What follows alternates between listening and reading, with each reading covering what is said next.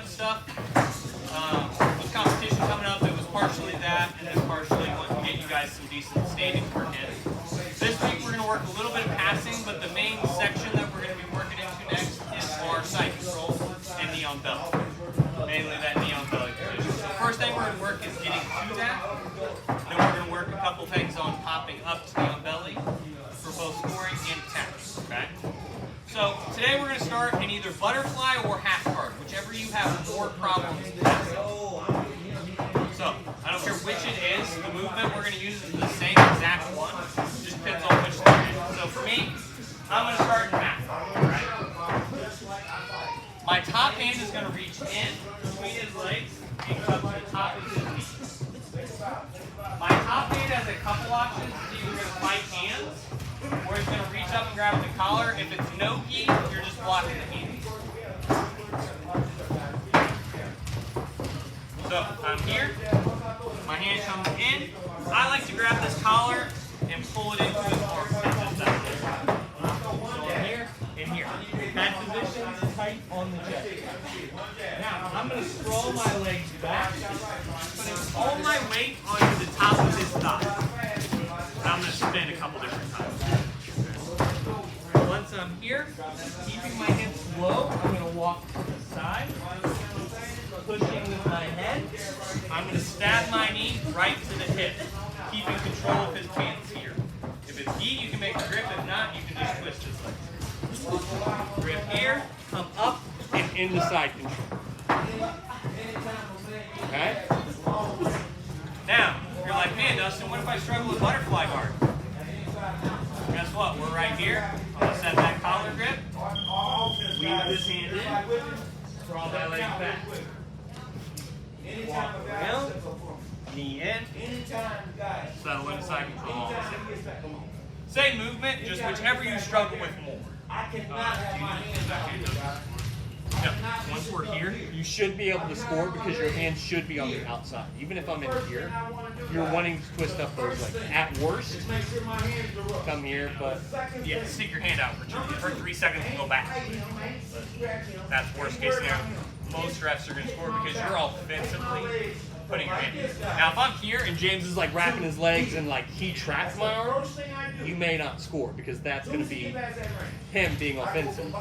But me offensively wrapping here may score. So. In that position, they tend to get their hands in the way a lot. How do you get rid of them? So like if I'm here, right, I'm passing, and James is going to start pushing and doing all those things. I'm still fighting outside. I'm moving my arms, trying to chase their arms. We don't care about what they're doing. Is that more head control? Yeah, I'm using my head as weight and control, and I'm driving with my legs. What a lot of you guys end up doing, because we work this pass pretty consistently, it's my favorite way to pass guard. I don't care what guard you're in, I will go for this. Doesn't matter. But what a lot of you guys end up doing is, you end up here and you end up posting up, and then the second they start to push your head, they can re-guard. But if I'm here and I'm low, using head control makes a lot of that harder. That's the difference. Yeah, I'll do this gi, no gi, because even without grip, right? So I'm here, and I'm doing stuff here.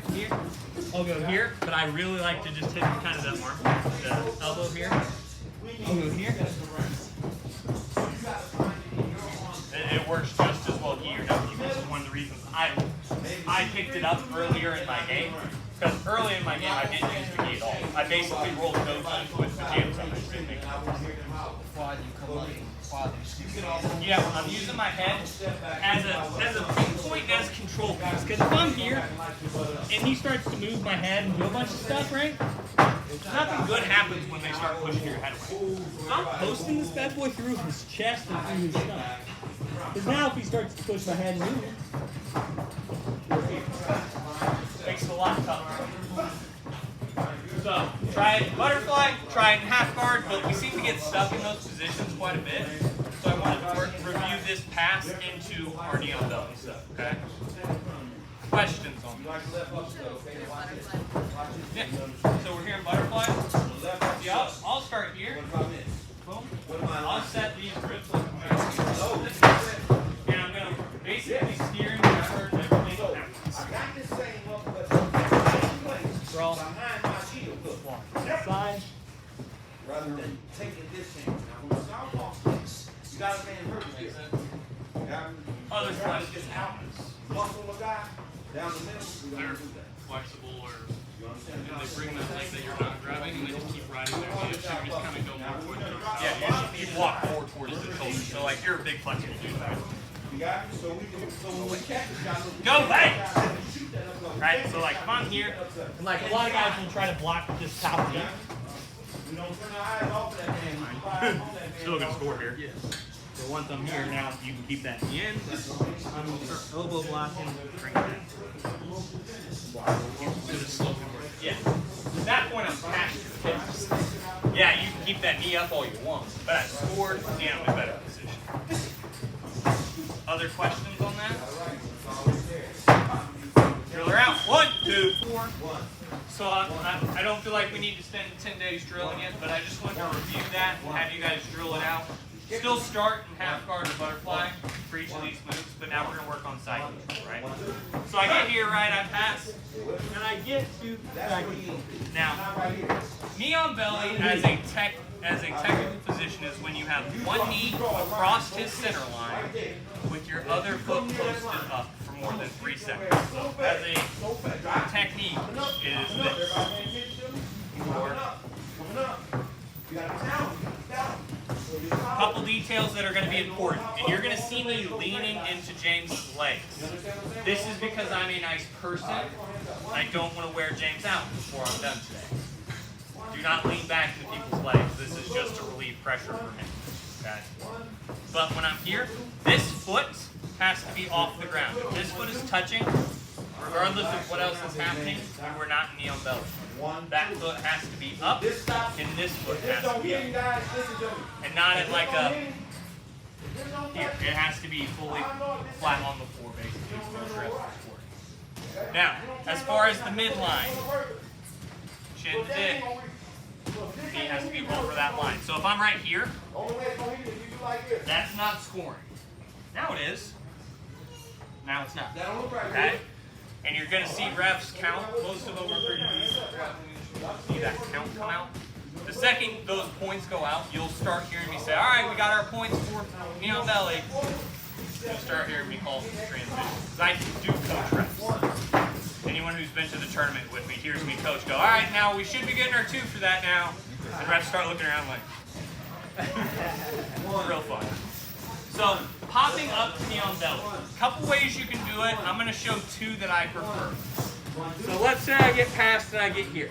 First thing I'm going to do is just set a real shallow grip, kind of top of his shoulder, collarbone, here on the side that I'm on. My other hand, I have a couple options. You can grab the tail of the key, curve with your hands, or the knee. I like to kind of hit that loop. Kind of work right here, this little patch. It's great hip control, and then there's generally a little bit of cloth there to actually get your feet. So I'm going to grab there and here. Now, a couple options. I generally like to pop. So I'm here, kind of like you're surfing. Pop up, and you're already there. Option B for the less athletic, come over and then up. Slide your knee in and then up. Okay? Which one you like is more of a preference in your game. I pop up because I want to get there fast and be in position. If you're more of a slow, steady, controlled guy like a JJ, you may just slide your knee across and then step. Okay? Questions on once you've popped up here?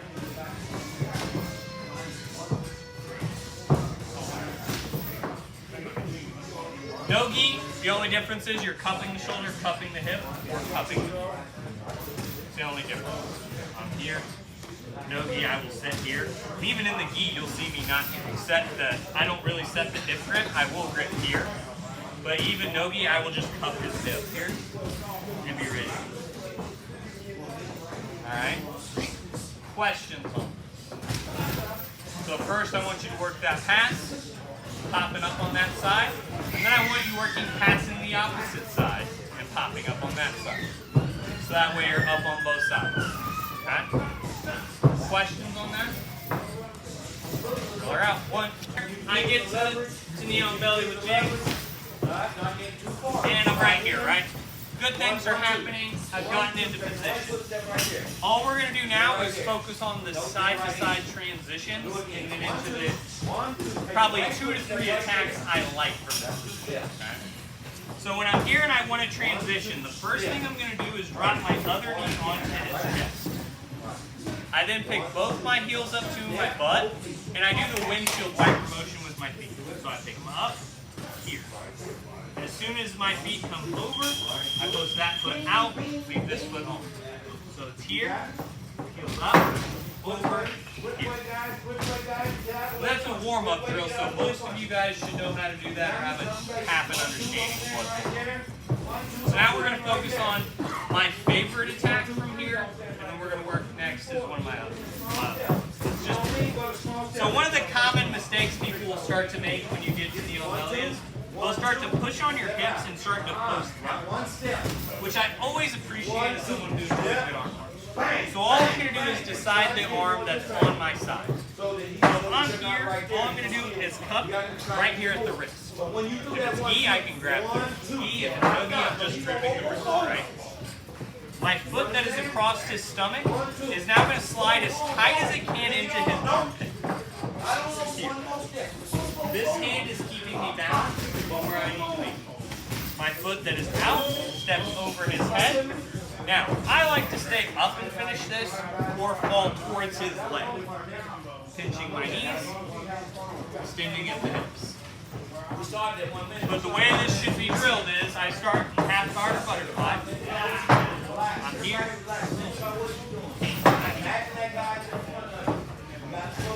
I'm up. Here. Now you're going to transition. One side. Back over. Here. Now he reaches up. I slide this hand up to my chest. Slide my foot up. Here. Step over. Finish it from the top with So I like to finish from the top. So when I'm here, all I'm doing instead when I step over is I'm coming leaning. The reason I'm comfortable doing that is most people aren't slipping out from under my arm. So when I'm here and I slide up, I'm coming over because I have the feel to finish from here. If you're not comfortable with that, just fall towards his legs. Break it. But I want you guys transitioning at least once, if not twice. Passing both ways. Questions on this?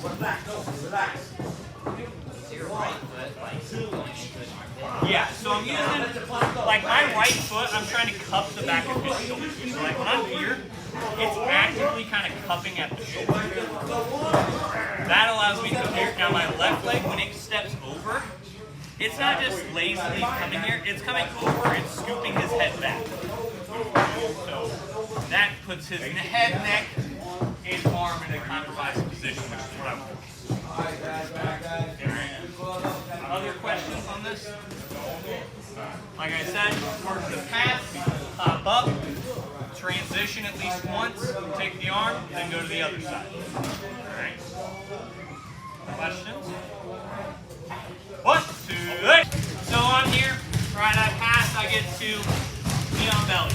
Now, this one works great only in the gi, but if I have this grip here, all I'm going to do is just reach it just a touch further. Here. My top hand, I'm going to go 4 fingers in, as close to my hand as I can.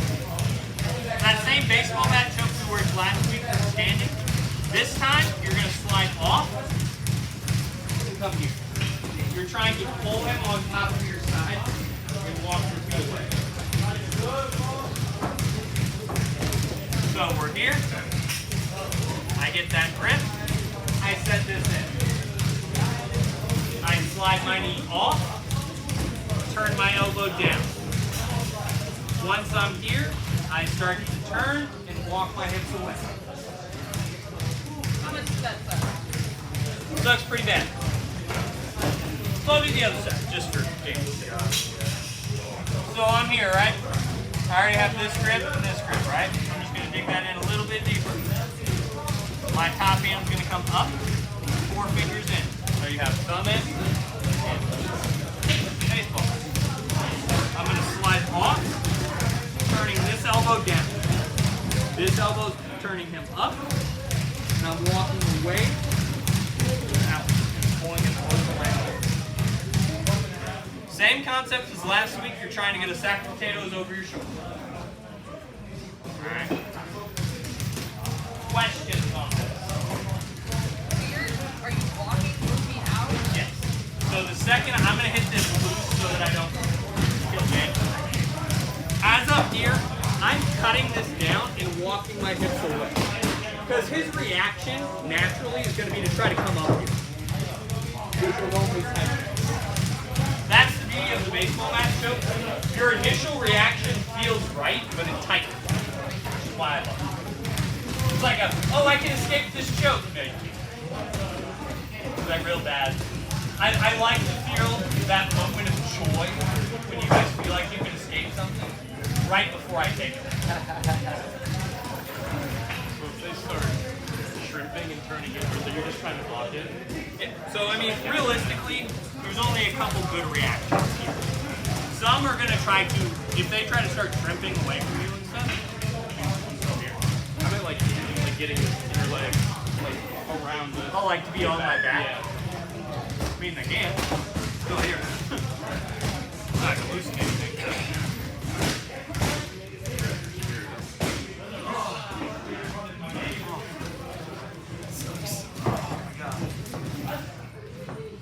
Right, if I'm here, grip a little loose, right? Go ahead.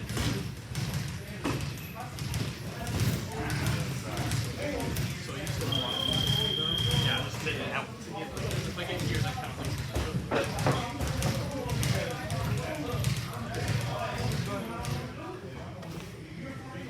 Tightens it. That makes sense. Well, I love that choke. It tightens itself pretty quickly. Alright? Big thing is sliding, getting those elbows in and pinched. The tighter your hands are on that collar, the better off you're going to be. Because my hands are real wide, that's how I loosely hit it on you guys. So that I can lightly not kill you while I'm showing. But when I'm hitting this, and I've tried it no-gi where you actually can lock your pinky into your thumb. You want it as close as you can, like you're grabbing a baseball bat. Okay? Questions on this? For no you can do it this way. I've played with it, and I've seen some people with some real gangly hands that can do it. I've yet to see someone hit it at a high level that I thought, like, oh, that's recreatable. Like, it's just not. Like, I've tried a bunch of different. Got the whole baseball choke. Yeah, it's real hard to hit no-gi. I don't recommend it. If you're going to try to choke someone no-gi, there are other options that I would go for.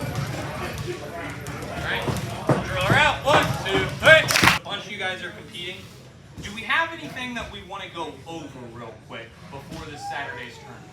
With a smaller group like this, I want to get some good live rounds in. But I also want to do a little bit of like, hey, I ran into this and it's been an issue consistently. I want to make sure we kind of problem solve that stuff before Saturday. Have we ran into anything recently? I'm getting stuck, like, good amount, like, get somebody off of me, whether it's shrimp up or something. Just getting in a position where I'm able to shoot something. So the biggest thing with mount is when I get mounted, obviously, you know, I can give the smart ass answer of don't get here and you're fine, right? But that's unrealistic. You're going to run into bad positioning, a bad scramble doesn't go your way, anything can happen, right? So the biggest thing you have to realize, once you've gotten mounted is, almost everything you can give up is better than that outside of your arms. So once I'm here, the biggest thing I like to do is I'm going to commit to one side or the other. I don't care which it is. I'm going to go to my right side because I want my right hand to his left. So I'm going to bump, hopefully to get his hands down. Even if he kind of floats it, I'm going to get all the way across the distance. Because now, worst case scenario, he tries to work towards my back. That's the worst case that can happen here. And I'm honestly more okay with that than that. But if he stays kind of trying to mount me, then at that point, then it's starting to find this ankle, is what you're working on. and then getting turned back into. So the big thing I will tell you is get committed to a side, and then that will allow you to work with some of the escape. Because, you know, obviously I can give you the Austin Tweedy hip bump and frame. That's not, I don't think it's going to be your game, oddly enough. But if I'm here and I box and get to my side here, now I can keep my arms in, my neck protected, start working for this, and even if he goes to take my back here, boom, I can get turned into at least a half guard, maybe a half-ass butterfly, something. That's the biggest thing is, you're already in a bad position. Commit to one side at that point, then work. Does that make sense? Yeah. So drill that out here in a second. Anyone else have questions? Yeah, because I'm already going to be getting hit, so you have to commit to something if you're getting punched in the face. Because just standing there and taking it. At the amateur level, you get 5, maybe 6 clean ones before they really want to jump in.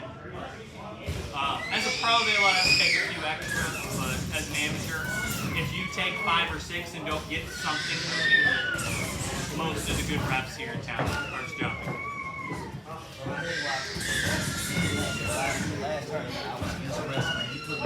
Yeah. So if I'm head and arm choke, a couple defensive things. One is always going to be the telephone. So this is option A where I should be. It's telephone and then framing to come in and get my arms back in. But most people who are good at this head and arm choke aren't going to let that happen. So if you have to buy yourself time here, I'm going to skip this knee up the near side here, grab behind, and try to give myself enough breathing room to work. Or so that he trains it. Now, if you're athletic and you want to break glass in case of emergency, you bring this knee over this shoulder. You can break glass in case of emergency. Those are your 3 levels of escape.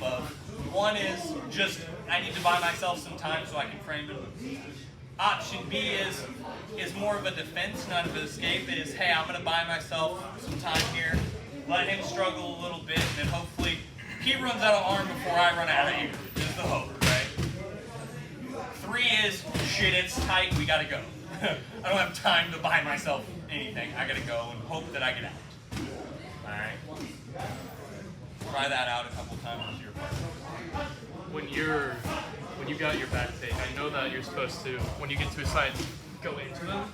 But if they have, not the make it choke fully in, but they have their choking hand in, do you still turn, like say it's the outside hand that you go to the outside, do you still turn that way? So, whatever hand is around my neck, think of this as a pillow. I don't want to put my head on the pillow of death. So I'm always going this way. I'm always going away from the bicep that is around me. Here's why. If James goes to choke me right now, the mat is in his way. The mat and my back are in his way. So he can start to try and choke me and all that. But there's going to be a lot of things in his way to make it a lot harder to hit this choke. Where if I come this side, all this open space, that makes it a lot easier. So even if this hand's in, I'm going to start turning here, and then I'm going to start dipping in. Now it's choking. He can squeeze all he wants. Choke. Squeeze. Doesn't matter. It's not in. The second my hips moved, and the shoulder got a little bit of space, squeeze all you want, buddy. Yeah, it's a little uncomfortable. Might tweak my neck a little bit. You're done. So I'm always, back defense 101. I'm here. James goes to start trying to choke me. I don't care. I'm going to create just enough space to give myself room. And I'm going opposite of the bicep. Here. Then it's worry about your hips, not your hands. This is just give myself space. My hips have to get moved. So that's where I start getting my hips out. He starts crossing his feet. I can start stepping on, start getting these out of my way. You gotta start kind of moving your feet more like hands. Get your hips away from him, because once he realizes your hips are out, it's gonna be a lot harder for him to commit to anything, nonetheless. So try that out. Other questions or anything else we've ran into recently that we want to try out? All right. If you didn't ask a question and I didn't say, hey, oh, good. Finishing. Yeah. So, finishing the arm triangle, unless you're versus me. If you're versus me, it's basically impossible. I only say that because 220-pound, all muscle black belts couldn't finish it. And the last person to finish it on me was Eric Redshafer. So, if you don't know who that is, type that into Google, you'll have some fun.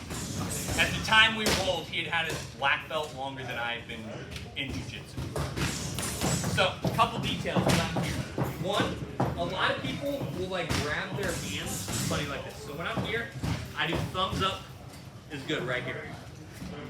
And I'm grabbing the fatty part of my palm. Now, when I'm here, I'm not, what a lot of guys try to do is drive in. They're like, rah! Realize you're driving your weight over his chin. When I'm here, the plan is to get your weight down and around his neck. So when I transition down here, I'm going down and around his neck. Now, if it's not working in that initial bit, all I'm gonna do is scoot down and start trying to pop his chin up. I even like to, when I'm adjusting, use my bottom side hand into his armpit, move his head where I need it to be, here and here. Now, let's say you're in the case of James is a big, strong, stubborn guy, right? I don't appreciate big, strong, or stubborn people. So all I'm gonna do is keep this gripped here, and this is just a fun tactic. I will pop up to my knee here and scoot him right in front of me. To the bicep, to the back of the head, squeeze. You can actually finish it like a rear naked choke. It's actually pretty nasty that way. If you're like, man, I can't get this, go to that. Alright? Makes sense?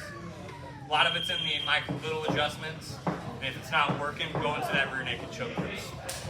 Clutch. Alright? Find one of those that I just showed that you want to work on. We're going to do that for about 5 minutes, and we're going to get after some live rounds. 1, 2, 3.